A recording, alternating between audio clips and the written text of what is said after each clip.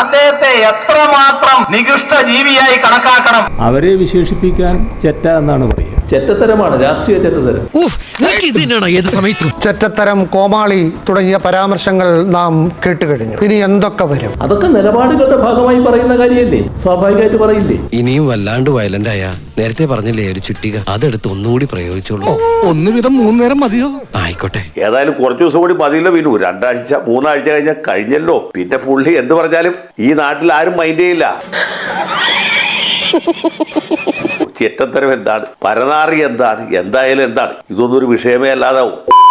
പ്രചാരണം കൊഴുക്കുന്നു. വളരെ കുറച്ച് ദിവസങ്ങളേ ഉള്ളൂ. അതിനിടയിലാണ് ചെറ്റത്തരം, കോമാളി പോലെയുള്ള പ്രയോഗങ്ങൾ നമുക്ക് മുന്നിലേക്ക് വരുന്നത്. നോക്കിയാൽ കാണേണ്ടത് ജി സുധാകരൻ എത്ര വലിയ ചെറ്റത്തരമാണ് കാണിച്ചത് എന്നാണ്. നല്ല സഭ്യമായ ഭാഷയിലൊക്കെ സംസാരിച്ചു നിനക്ക്. ഞാൻ അല്പം മോശം ഭാഷ സംസാരിക്കുന്ന ഇത് പരാജയ ഭീതിയിൽ നിന്ന് വരുന്നതാണോ, എതിരാളിയെ എങ്ങനെയും ഒതുക്കണമെന്ന ചിന്തയിൽ നിന്ന് വരുന്നതാണോ? ഈ ചെറ്റത്തരം എന്ന വാക്ക് എപ്പോഴാണ് ഇത്രമാത്രം അശ്ലീലമായി മാറിയത്, അല്ലെങ്കിൽ അൺപാർലമെന്ററി ആയത് എനിക്ക് മനസ്സിലാകുന്നില്ല. മനസ്സിലാക്കി തരാം, കുറച്ച് ദിവസം കൂടെ കഴിയട്ടെ. ഈ ചെറ്റത്തരം എന്ന വാക്ക് തന്നെ നമ്മുടെ മുഖ്യമന്ത്രിയുടെ ഒരു സാംസ്കാരിക നിലവാരം അനുസരിച്ച് നോക്കുമ്പോൾ താരതമ്യേന മിതമായ അല്ലെങ്കിൽ സഭ്യമായ ഒരു പ്രയോഗമാണ്. എന്താ അതിൽ സംശയം? എന്താ ഞാൻ പറഞ്ഞതിൽ എന്താ തിരശ്ശതിലുള്ളത്? എങ്കിൽ പോലും അദ്ദേഹം അത് പറയുമ്പോൾ അദ്ദേഹത്തിന് അറിയാം ഇതിന്റെ പ്രത്യാഘാതം എന്തായിരിക്കുന്നു. അദ്ദേഹത്തിന്റെ പഴയ പരനാറി പ്രസംഗം ഓർമ്മയില്ലേ? പരനാറിയായാൽ എങ്ങനെ പറയാതിരിക്കുമെന്ന പ്രശ്നം വേറെ കിടക്കുക. ഈ പരനാറി എന്നുള്ളത് ഒരു സമയത്തല്ല പുള്ളി പറഞ്ഞു. ഒരു തവണ പറഞ്ഞാണെങ്കിൽ നാക്കുപഴ പറ്റിയാന്നായിരിക്കും. അങ്ങനെ നാക്കുപഴ പറ്റുന്ന ആളല്ല അദ്ദേഹമെങ്കിലും. പരനാറി എന്നത് പുള്ളി 3 തവണ കൊല്ലത്തെ വിവിധ വേദികളിൽ ആവർത്തിച്ചു. ഇത് ഇദ്ദേഹം ഇങ്ങനെ പ്രേമേന്ദ്രനെ സംബന്ധിച്ച് പരനാറി എന്ന പരാമർശം നടത്തി. അദ്ദേഹം വളരെ വ്യക്തമായ ഉദ്ദേശത്തോടും കരുതലോടും കൂടി ചെയ്തതാണ്. അവിടെ MA ബേബി ജയിക്കരുത് എന്ന് മൂപ്പിലൊക്കെ എന്തോ നിർബന്ധമുണ്ട്.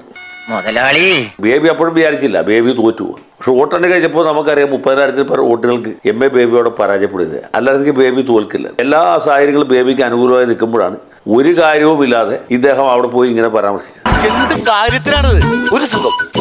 പിന്നെ പിണറായി വിജയൻ 3 സമയത്ത് പറഞ്ഞുള്ളൂ. പക്ഷെ അദ്ദേഹത്തിന്റെ ഈ ഭൂതഗണങ്ങളുണ്ട്. ഇപ്പോഴും നിങ്ങൾ യൂട്യൂബിലൊക്കെ കാണാം ചിന്താ ജെറോമിന്റെ പ്രസംഗം. ഒരു പരനാറിയെ പിന്നെ പരനാറി എന്നല്ലാതെ പുണ്യാളച്ചോ എന്ന് വിളിക്കാൻ പറ്റുമോ എന്ന് അവർ ചോദിക്കുന്നു. എന്റെ അമ്മയ്ക്ക് എന്തൊരു പെർഫോമൻസ്! തീർച്ചയായിട്ടും അത് പ്രത്യേകം അഭിനന്ദനം അർഹിക്കുന്നതാണ്. ഇതൊക്കെ ആളുകൾ കണ്ടുകൊണ്ടിരിക്കുകയാണ്. ഇത് കാണുന്നവരെല്ലാവരും ഇവരുടെ ബുദ്ധി നിലവാരം, ഇവരുടെ സംസ്കാര നിലവാരമുള്ളവരല്ല. അവിടെയാണ് പ്രശ്നം.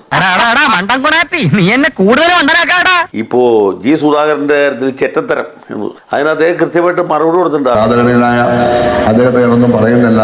എന്റെ ഗുരുത്വം വിമർശിക്കും, പക്ഷേ ഞാൻ ചീത്ത പറയുന്നില്ല. അദ്ദേഹത്തിന്റെ ചെറ്റയെന്നല്ല, ഇനി വറ്റ മത്സ്യം എന്ന് വിളിച്ചാലും ഞാൻ ചീത്ത പറയും. അദ്ദേഹത്തിന്റെ വീട്ടിലെ സാഹചര്യങ്ങളൊക്കെ വളരെ ശോചനീയമായിരുന്നു. ഒരു ഓലമേഞ്ഞ വീട്ടിലാണ് അദ്ദേഹം താമസിച്ചത്. നിലം ചാണകം മെഴുകിയതായി, ഭിത്തി മൺകട്ട കൊണ്ടുണ്ടാക്കിയത്. അങ്ങനത്തെ ഒരു വീട്ടിലാണ് ഞാൻ 18 വയസ്സ് വരെ ജീവിച്ചത് എന്ന് സുധാകരൻ പറഞ്ഞിട്ടുണ്ട്. ഞാനും സാധാരണക്കാരനാണ്. ചെറ്റ എന്ന് വിളിച്ചതിൽ ഞാൻ അഭിമാനം കൊള്ളുന്നു. കാരണം ഈ നാട്ടിലെ പാവപ്പെട്ടവന്റെ ചെറ്റപ്പുഴകളുടെ പ്രതീകമാണ് ചെറ്റ എന്ന് പറയുന്നത്. എന്നാൽ ദീപോട ചെറ്റ എന്നുള്ള മാത്രമല്ല അർത്ഥം. സാധാരണ പറയുന്നില്ലേ, ചെറ്റത്തരം കാണിച്ച ചെറ്റത്തരം എന്ന് പറയില്ലേ? അതല്ലേ ഉണ്ടായത്. അതിന്റെ അർത്ഥം അയാളെ ചെറ്റാന്ന് വിളിച്ചു എന്നാണ്. പോക്കത്തരം കാണിച്ച അമ്മച്ചാണ് ഇടിച്ചിന്റെ കൂമ്പളിക്കളെ. അദ്ദേഹത്തിന് മലയാള ഭാഷയുടെ അർത്ഥഭേദങ്ങൾ അറിയില്ല. അദ്ദേഹം മന്ത്രിയായിരിക്കുന്ന സമയത്തും വളരെ ലളിതമായ രീതിയിൽ ജീവിച്ച ആളാണ്. ആദ്യം മന്ത്രിയാകുന്നതിന് മുമ്പ് അദ്ദേഹത്തിന് കാർ ഉണ്ടായിരുന്നില്ല. മന്ത്രിയായിരിക്കുമ്പോൾ സ്റ്റേറ്റ് കാർ ഉണ്ടായിരുന്നു. മന്ത്രിസ്ഥാനം കഴിഞ്ഞപ്പോഴാണ് അദ്ദേഹം സ്വന്തമായി ഒരു കാർ വാങ്ങി. അത് തന്നെ ഇൻസ്റ്റോൾമെന്റ് അടച്ചാണ് കാർ വാങ്ങിച്ചത്. അപ്പൊ അങ്ങനെ നിരാർഭാടമായിട്ട് അനാർഭാടമായിട്ട് ജീവിച്ചിരുന്ന ആളാണ് സുധാകരൻ. അദ്ദേഹത്തെയാണ് ഈ ചെറ്റത്തരം എന്ന രീതിയിലൊക്കെ പറയുന്നത്. അതൊക്കെ ഗോപാലകൃഷ്ണൻ ഒരു നമ്പറല്ലേ? ഇത് എന്റെ ഒരു നമ്പറാ. ഇദ്ദേഹത്തെ പോലെ രാജകുടുംബത്തിൽ ജനിച്ചവരല്ലോ എല്ലാവരും. അങ്ങനെ കുഴപ്പമില്ല. പുള്ളി ചിറക്കൽ തറവാട്ടിൽ ചിറക്കൽ ഗോകുലത്തിന്റെ ഒരു താവഴിയിൽ ജനിച്ച ആളാണ് പിണറായി വിജയൻ. അത് പിന്നെ തമ്പുരാന്റെ ലുക്ക് നമ്മുടെ കുടുംബത്തിന്റെ ശാപോ? എന്നെ കുറിച്ച് ആൾക്കാർ അങ്ങനെ പറഞ്ഞു വരുത്തുന്നുണ്ട്. അതേ വലിയ ആർഭാടത്തിൽ ജീവിച്ച് പരിചയിച്ച ആളാണ് പുള്ളി. അതിലെ വലിയ ബ്രിട്ടീഷ് ചക്രവർത്തിക്ക് ഇല്ലാത്ത, അല്ലെങ്കിൽ അമേരിക്കൻ പ്രസിഡന്റിന് ഇല്ലാത്ത സെക്യൂരിറ്റിയോട് യാത്ര ചെയ്യുന്നത്. പുള്ളിക്ക് ജീവാഭയം ഉണ്ടായിട്ടൊന്നുമല്ല. പുള്ളി അങ്ങനെ പ്രതാപത്തിൽ ജീവിച്ച് ശീലിച്ചുപോയി. അപ്പൊ ആ പ്രതാപത്തിൽ ജീവിക്കാത്ത എല്ലാവരും ചെറ്റകളാണ്, ചെറ്റത്തരമാണെന്നൊക്കെയാണ് പുള്ളി ധരിച്ചിട്ടുള്ളത്. അതുകൊണ്ടാണ്. ഏതായാലും കുറച്ചു ദിവസം കൂടി മതിയല്ലോ. വീണു 2 ആഴ്ച 3 ആഴ്ച കഴിഞ്ഞാൽ കഴിഞ്ഞല്ലോ. അത് കഴിഞ്ഞാൽ പിന്നെ പ്രശ്നമില്ലല്ലോ. ആ ഒരു സമാധാനം, ഒരു ആശ്വാസമാണ് നമ്മളെ പോലുള്ളവർക്കുള്ളത്. എന്തോ കുത്തി പറയുന്ന പോലെ എനിക്ക് ഫീൽ ചെയ്യുന്നുണ്ട് കേട്ടോ. കുത്തിയില്ലല്ലോ, കുത്താൻ പോണല്ലേ ഉള്ളൂ. പിന്നെ പുള്ളി എന്ത് പറഞ്ഞാലും ഈ നാട്ടിൽ ആരും മൈൻഡ് ചെയ്യില്ല. ഇതിനൊക്കെ വല്ല പ്രാധാന്യമുണ്ടോ? മെയ് 5-ാം തീയതി വക വിഷയത്തെ കുറിച്ച് ആരെങ്കിലും ചിന്തിക്കുമോ? ചെറ്റത്തരം എന്താണ്, പരനാറി എന്താണ്, എന്തായാലും എന്താണ്, ഇതൊന്നും ഒരു വിഷയമേ അല്ലാതാവും. ആരും വില തരില്ല. ഈ ചാരുകസേര പോലും എന്നോട് എന്റെ മേത്ത് ഇറങ്ങി പോടാ പുല്ലേ എന്ന് പറയും പോലെ. ഇതിനൊക്കെ കൃത്യമായിട്ടുള്ള മറുപടി ജനങ്ങൾ ബാലറ്റ് യന്ത്രത്തിൽ ചെയ്യും. പിന്നെ യന്ത്രത്തിൽ കൃത്രിമം നടത്തിയെന്ന് പറഞ്ഞാൽ പിന്നെ ബാക്കി നമുക്ക് ആശയ്ക്ക് വകയുള്ളൂ. അപ്പൊ ഇതുകൊണ്ട് മൂപ്പലാരെ നമ്മൾ പ്രോത്സാഹിപ്പിക്കണം, ധാരാളമായിട്ട് പറയട്ടെ. നീ ഇതൊന്നും കേൾക്കണില്ലേ? കേൾക്കാതിരിക്കാൻ അവന്റെ ചവിട്ടി പഞ്ഞു വെച്ച സുധാകരനെ പറ്റി പറഞ്ഞു, നാളെ വേറൊരാളെ പറ്റി പറയട്ടെ, സതീശനെ പറ്റി പറയട്ടെ, അത് കഴിഞ്ഞ് രമേശ് ചെന്നിത്തലയെ പറ്റി പറയട്ടെ.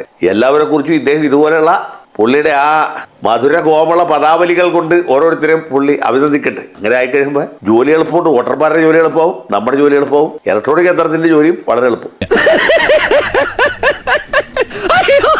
ശ്രീ ജയശങ്കർ, ഈ ചെറ്റത്തരം പ്രചാരണ വിഷയമാക്കുന്നുണ്ട് ജി സുധാകരൻ. സ്വാഭാവികമാണല്ലോ, ആരായാലും പ്രചരണ വിഷയമാക്കൂലേ? തീർച്ചയായിട്ടും പ്രചരണ വിഷയമാകണം. ഞാൻ വളരെ കാലമായി പറഞ്ഞുകൊണ്ടിരിക്കുന്ന ഒരു വാചകമുണ്ട്, നിങ്ങളുടെ മുമ്പിൽ പറഞ്ഞിട്ടുണ്ടാവും, കേരളത്തിലാകെ പറഞ്ഞിട്ടുണ്ടാവും. ഇത് പറയുന്നത് ഒരു തൊഴിലാളി വർഗ സർവാധിപത്യത്തിന് വേണ്ടി വാദിക്കുന്ന പാർട്ടിയുടെ പരമോന്നത നേതാവായിട്ട് ഭാവിക്കുന്ന ആളാണ്. അവിടെയല്ല തമാശ. ആൾക്ക് തീരെ വിദ്യാഭ്യാസം വിവരമൊന്നും ഇല്ലേ, വിഡ്ഢിത്തിരെ പറയുള്ളൂ, തെണ്ടി. അദ്ദേഹം ആരെയാണ് പുച്ഛിക്കുന്നത്, ആരെയാണ് പരിഹസിക്കുന്നത്? അദ്ദേഹം പുച്ഛിക്കുന്നത് പരിഹസിക്കുന്നത് ദരിദ്രരെയാണ്. ഈ നാട്ടിലെ ബഹുഭൂരിപക്ഷം വരുന്ന പാവപ്പെട്ട ആളുകളെയാണ്. അവരെ പരിഹസിച്ച്, അവരെ പുച്ഛിച്ച്, അവരെ അവഗണിച്ച്, അവരെ അവഹേളിച്ച് അദ്ദേഹം അങ്ങനെ രാജപദവിയിൽ കേരള ചക്രവർത്തിയായിട്ട് വിരാജിക്കുകയാണ്. അവിടെയാണ് പ്രശ്നം കിടക്കുന്നത്. തനിക്കൊരു വിചാരമുണ്ട് താ ഏതോ കോപ്പിലെ വലിയ രാജാവാണ്, താ ഒരു പുല്ലുമല്ല. തൊഴിലാളി വർഗത്തിന്റെ സേവകനായിട്ടിരുന്ന ആൾ, പൊതുജനങ്ങളുടെ അവകാശങ്ങൾക്ക് വേണ്ടി നിലകൊള്ളേണ്ടിയിരുന്ന വ്യക്തി, അദ്ദേഹം 10 കൊല്ലമായിട്ട് കേരള ചക്രവർത്തിയായിരിക്കുന്നു എന്ന ഒരു ധാർഷ്ട്യത്തിൽ, അഹങ്കാരത്തിൽ അദ്ദേഹം ഈ നാട്ടിലെ ദരിദ്രരായ ആളുകളെ അല്ലെങ്കിൽ നിസ്വാർത്ഥരായ പൊതുപ്രവർത്തകരെ, എത്രയോ കൊല്ലം അദ്ദേഹത്തിന്റെ സഹപ്രവർത്തകരായിരുന്ന ആളെ ഈ 10 കൊല്ലത്തിനിടയ്ക്ക് 10 പൈസ അഴിമതി നടത്താത്ത ഒരാളെയാണ് ഇദ്ദേഹം ആക്ഷേപിക്കുന്നത്. എന്നെയാണ് വിശ്വാസം. ഓ പിന്നെ പറഞ്ഞ വാക്ക് പാലിക്കുന്നില്ലേ നീ? അപ്പൊ ഇതൊക്കെ അമ്പലപ്പുഴയിൽ മാത്രമല്ല, ബാക്കി 139 മണ്ഡലത്തിലും ജനങ്ങളുണ്ട്. 3.5 കോടി മലയാളികളും കേൾക്കുന്നുണ്ട് ഇദ്ദേഹത്തിന്റെ വാക്കുകൾ. എത്രയോ കാലമായി, ദശാബ്ദങ്ങളായി ഞാൻ പറഞ്ഞുകൊണ്ടിരിക്കുന്ന ഒരു വാചകമാണത്, കേരളത്തിലെ പൊതുവേദികൾ. എന്റെ വീടിന്റെ 7 അയൽപക്കത്തെങ്ങാനും വന്നു പോയാൽ നിന്റെ കണ്ണിന്റെ സിൽവർ ഞാൻ അടിച്ചു പൊട്ടിക്കും. ഇത് തന്നെയാണ് ഒരു സമയത്ത് ടി.പി. ചന്ദ്രശേഖരനെതിരായിട്ടുണ്ടായത്. കുലം കുത്തി എന്ന് വിളിച്ച ഓർമ്മയില്ലേ? ഇതൊക്കെയാണ് ഇവിടെ നടക്കുന്നത്. കുലം കുത്തി 51 വെട്ടുകൊണ്ട് മരിച്ചാലും കുലം കുത്തി തന്നെ. പാർട്ടിയിൽ നിന്ന് പോയവൻ ചെറ്റ, പാർട്ടിയിൽ നിന്ന് പോയവൻ വർഗവഞ്ചകൻ. നിന്റെ തലയ്ക്ക് വല്ല അസുഖമുണ്ടോ? ഇല്ല. പിന്നെ എന്താ അതിന്റെ അർത്ഥം? എന്താണ് വർഗം, എന്താണ് വർഗവഞ്ചന? അതൊന്നും അറിഞ്ഞിരിക്കട്ടെ. പിണറായിയുടെ വർഗമാണോ വർഗം? ആ വർഗത്തെ വഞ്ചിച്ചാണോ വർഗവഞ്ചന? അങ്ങനെയാണെങ്കിൽ അത് നല്ല രസമല്ലേ? ഇദ്ദേഹം ആരാണ്? ചക്രവർത്തിയാണ്. അദ്ദേഹം ചെയ്യുന്നത് ശരിയല്ല എന്ന് പറഞ്ഞൊക്കെ വർഗവഞ്ചകന്മാരാണെങ്കിൽ നമ്മളൊക്കെ ആ കൂട്ടത്തിൽപ്പെട്ടവരാണ്. അവർക്ക് 51 വെട്ടാണോ 52 വെട്ടാണോ? രക്തസാക്ഷി ഫണ്ട് വെട്ടിച്ചതല്ല കുറ്റം, അത് വെട്ടിച്ചു എന്ന് പാർട്ടി ഫോറത്തിൽ പറഞ്ഞിട്ട് നീതി കിട്ടാതെ പൊതുസമൂഹത്തിന് പറഞ്ഞാണ് തെറ്റ്. അത് വർഗവഞ്ചനയാണ്. ഞാൻ ഉപദേശിക്കുന്നു കരുതരുത്, മുതലാളി ഒരു ചെറ്റാണ്. കാശ് മോട്ടിച്ചവൻ, അത് പുട്ടടിച്ചവൻ, പാർട്ടിയിൽ നേതാവായിട്ട് മാത്രമല്ല MLA ആയിട്ട് വിലസുന്നു, വീണ്ടും മത്സരിക്കാൻ പറ്റും. അതിൽ യാതൊരു വർഗവഞ്ചനയുമില്ല, അത് വർഗസ്നേഹം. എന്തല്ലേ അദ്ദേഹം ഇതുവരെ മാധ്യമങ്ങളെ കാണുമ്പോൾ കടക്ക് പുറത്തെന്ന് പറഞ്ഞ നാളിപ്പോൾ എല്ലാവരും വിളിച്ച് അകത്ത് വരുത്തുന്നു, എല്ലാ സ്റ്റുഡിയോയിലും ചെല്ലുന്നു, എല്ലാവർക്കും അഭിമുഖം അനുഭവിക്കുന്നു. എന്റെ അടുത്ത് വേലിറക്കല്ലേ, നിന്നെ എനിക്ക് അറിഞ്ഞൂടെ? എല്ലായിടത്തും ചിരിക്കുന്നു. അതിലെ ഏറ്റവും വലിയ അത്ഭുതം, ഇദ്ദേഹം ചിരിച്ച് നിങ്ങൾ കണ്ടിട്ടുണ്ടോ? ഇദ്ദേഹം ചിരിക്കുന്നു, ചിരിച്ചുകൊണ്ട് മറുപടി പറയുന്നു. എങ്ങനെയുണ്ട് എന്റെ പെർഫോമൻസ്? അതൊക്കെ കാണുമ്പോൾ നമ്മുടെ മനസ്സിലേക്ക് വേറെ പല രംഗങ്ങളും തെളിഞ്ഞു വരും. മാധ്യമ പുറത്തുകാർക്ക് ഓർമ്മ ഉണ്ടാവില്ല, കടക്ക് പുറത്ത് എന്ന് പറഞ്ഞു. പക്ഷെ കാണുന്നവർക്ക് ഓർമ്മയുണ്ടാവും. അത് പുള്ളി ആലോചിക്കണം. നിനക്ക് എന്തോ അഹങ്കാരം ഉണ്ടായിട്ട് വേണം. ഇതൊക്കെ ഓരോരുത്തരുടെ വിധിയാ, അതിനി നമ്മളായിട്ട് തടയാതിരുന്നാ മതി. ഇതൊക്കെ ഈ തോട്ടം മുടിയാൻ കാലത്ത് മുച്ചീർപ്പം കുറയ്ക്കും എന്ന് പറയും ഞങ്ങളുടെ നാട്ടിൽ. അതിന്റെ ചില ലക്ഷണങ്ങളാണ്.